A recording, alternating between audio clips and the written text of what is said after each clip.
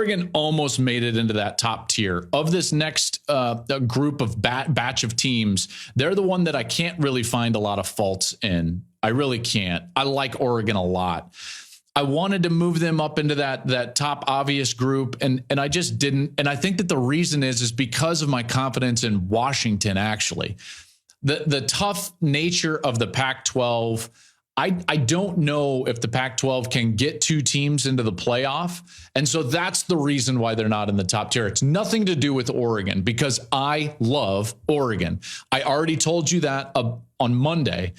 Dan Lanning loves his team. That's the only reason that he reacted in the pregame the way that he did. That's the only reason he said what he said at halftime of that game against Colorado.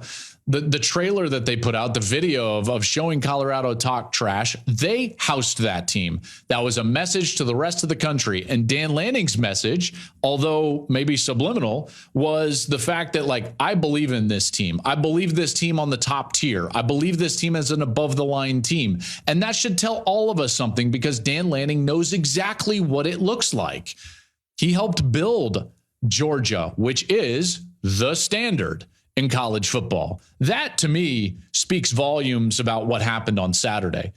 Lanning doesn't do that, going for two and the fake punt and the things that he said, unless he's like, yep, we're for real. I know we're for real. And one of the areas where I watched that game and I thought to myself, this seems a lot different. Obviously an improved defense from a year ago with the Oregon Ducks, but it more so was the speed. And that's something that I don't think we talk enough about in college football is, yes, it takes great defense to win championships, and I believe it still does. And yes, it takes great line of scrimmage play. More than that, what has Georgia had the last 2 years on defense? Speed. They can run, man.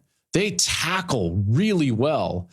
It makes it hard on the offense. It just makes it hard. Everything that you get, hard-earned. If you block a play for 3, you only get 3. If you block a play and design it for 5, you only get 5. There are not free yards when you play the Georgia Bulldogs. And that's the way that it looked when Oregon was on the field this year. So that defense makes it real. Their quarterback makes it real. They can run the football. I love Oregon. So for me, they're above the line. And the only reason they weren't in my obvious tier was because of their difficulty of their conference and the fact that they're going to have to play Washington, which I think is the scariest team in the country.